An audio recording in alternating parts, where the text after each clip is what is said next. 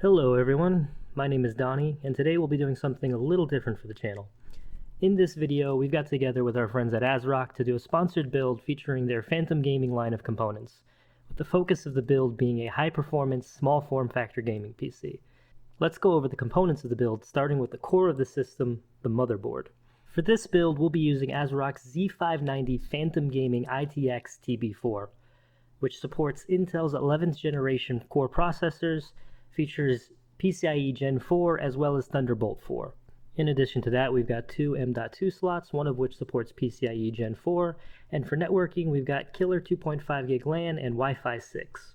For the CPU, we'll be using the Intel Core i9-11900K.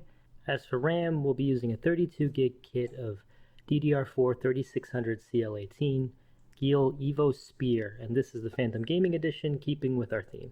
Moving on to the graphics card, we've got the ASRock Phantom Gaming D RX 6700 XT. I decided on the RX 6700 XT because it's probably the most powerful card in ASRock's lineup, which would play nice in this case. Moving on to the storage, and for this build, I thought we'd keep it simple, and I went with a 1TB T-Force Cardea 0 Z440 PCIe Gen 4 SSD from TeamGroup, which is actually the same SSD I use in my graphics card test bench. And keeping things cool is the DEEPCOOL AS500, which is the single fan version of the AS500 Plus that Albert reviewed on the website, and he found it to be quite capable of cooling his Core i9-10900K, so we should be okay here, but we'll find out. Finally, we'll be putting all of that into the Inwin A1 Plus Phantom Gaming Edition. And with all that out of the way, let's get into the build montage.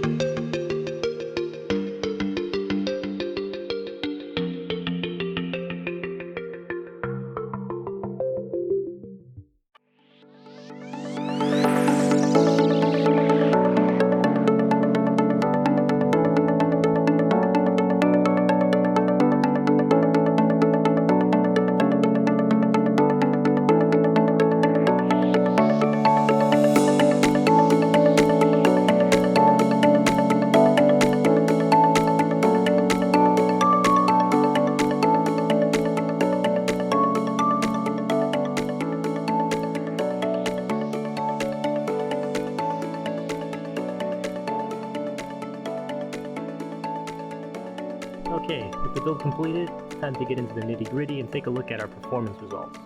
I tested a few games at 1440p, both 16:9 and ultra-wide 21:9, as that is my preferred way to play. So, let's see how we did. Starting off with Resident Evil Village, we can see that our build is quite capable of pushing well over 100 FPS on average in both our configurations. Very impressive. Moving on to Assassin's Creed Valhalla, and we've got over 60 FPS on average in both configurations, which is more than playable in this title.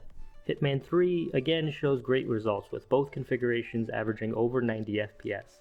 That said, the dips in this title are a little bit more noticeable. Moving on to Metro Exodus Enhanced Edition, and this is our first somewhat disappointing result, as neither configuration was able to reach 60 FPS. Horizon Zero Dawn gives us another pleasing result, with both configurations delivering excellent performance at around 90 FPS on average for both. A little strange that they're so similar, but that might just be the in-game benchmark. Moving on to the thermal performance, we can see that both the CPU and GPU were able to stay relatively cool while gaming, which is great to see in such a small case with limited cooling options. Taking a look at the clock speeds, we can see that both the CPU and GPU had no issues getting up to and sustaining their rated boost clocks, which means we're not leaving any performance on the table despite the small form factor of this build. I really had a great time putting this machine together, and I can say that I'm pretty impressed with the overall results. This is actually my first time building a small form factor system like this one, and I'm honestly surprised at just how much performance you can pack into such a small footprint. I know there are even smaller cases out there, but I think this one hits a nice sweet spot in terms of the size and the features that you get. And that's pretty much it for this one. Big thanks to ASRock for sponsoring this build and giving me the opportunity to try out something new. Also thanks to DEEPCOOL and Geil for providing additional components for the build.